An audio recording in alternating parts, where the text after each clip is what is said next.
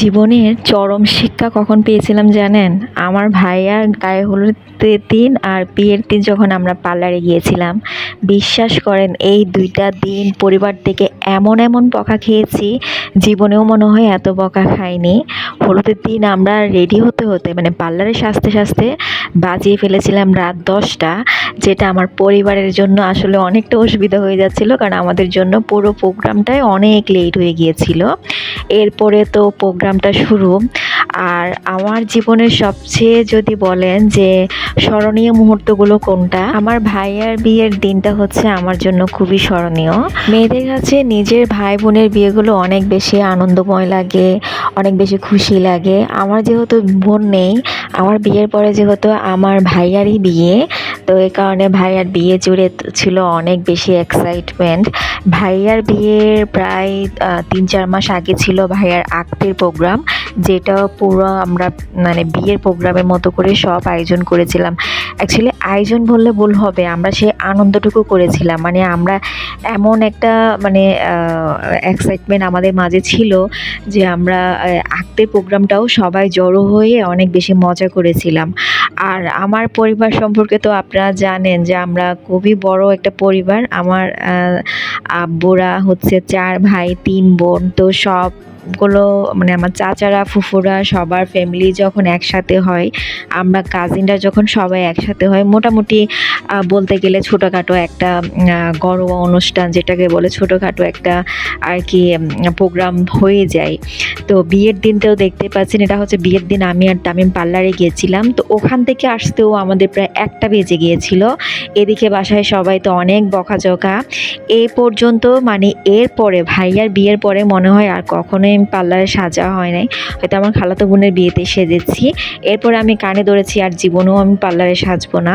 তার সাজতেও হয় নাই। আর এখন এমন একটা অবস্থা যে আগের মানে ভাইয়ার বিয়ের ভিডিওগুলো যখন দেখি বা অন্যান্য ভিডিওগুলো যখন দেখি, খুব হাসি আসে যে কেন আমরা পার্লারে সাজার জন্য দৌড়াদৌড়ি করতাম, যে নিজেরাই তো অনেক ভালো সাজতে পারি। সবচেয়ে মজার বিষয় কি জানেন? পার্লারে সাজলে না আমার কাছে মনে হয় অনেক বেশি অদ্ভুত লাগে। কেন যে তখন সাজার জন্য এরকম মানে করতাম জানি না।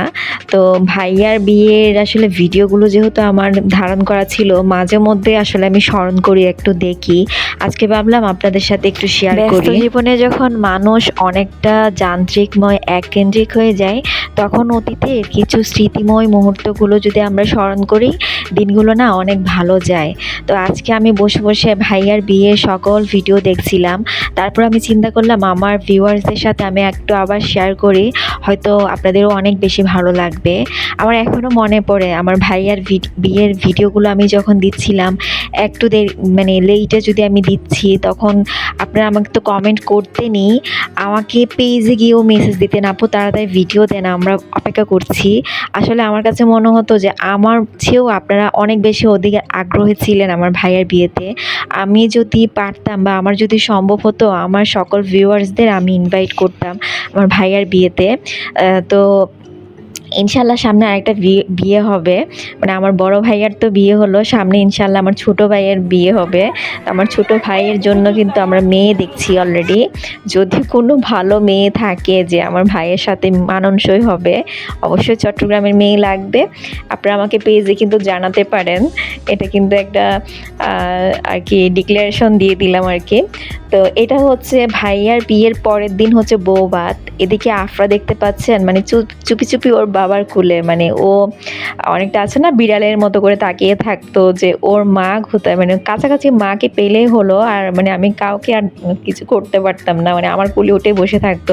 তো ওর বাবা ওকে কুলে নিয়ে রুমের মধ্যে বসেছিল, আর আমি এদিকে একটু ম্যানেজমেন্ট করছিলাম। যদিও আমাদের সবাই একসাথে ছিল, কাজিনরা সবাই মিলে ম্যানেজমেন্ট করছিল, তারপরেও তো নিজের একটু কিছু করতে হয়। তো সেদিন তো ভাবির বাড়ি থেকে সবাই এসেছিলেন, ভাবি তো অনেক বেশি খুশি, বাসায় পুরো মানুষজন ভর্তি ছিল। আসলে সেই সকল দিনগুলোর কথা মনে পড়লে না অনেক বেশি খুশি লাগে, আনন্দ লাগে যে সুন্দর সুন্দর দিনগুলো আমরা রেখে এসেছি। তো আমরা আসলে ব্যস্ত জীবনে এত সবাই ব্যস্ত যে সবাই আবার একত্রিত হতে গেলে দেখা যায় কোনো একটা বিয়ের প্রোগ্রাম বা ফ্যামিলির বিশেষ কোনো প্রোগ্রাম হতে হয়। আর এই প্রোগ্রামের এই ভিডিওগুলো দেখে না একটুখানি মন খারাপ হয়েছিল আমার বড় ফুফুর জন্য, কারণ ভাইয়ার বিয়ের পরে তো মানে এই ভিডিওগুলোতে যখন আমি বড় ফুফুকে দেখছিলাম তো অনেক বেশি খারাপ লাগছিল, কারণ আমরা তো বড় ফুফুকে হারিয়ে ফেলেছি। সবাই আমার ফুফুর জন্যও দোয়া করবেন, আমার ফুফুর জন্য জান্নাতবাসী হন। আসলে অনেক বেশি খারাপ লাগে, কারণ আমাদের গোষ্ঠীতে একদম বলতে গেলে সবারই তো একদিন পরপারে যেতে হবে, কিন্তু বড় ফুফু না সময়ের আগেই চলে গিয়েছিলেন। তো যাই হোক, এখানে আমরা সবাই লাস্টে হচ্ছে আমরা সবাই খেতে বসেছি। আর আফরা তো ম্যাক্সিমাম সময় ওর ছোটো মামার কাছে ছিল। আমি বলতে গেলে ওই যে সাজগোজ নিয়ে দৌড়াদৌড়ি নিয়ে আমি ব্যস্ত ছিলাম, আর আমার ভাইয়ের কাছে মেয়েটাকে দিয়ে রেখেছিলাম।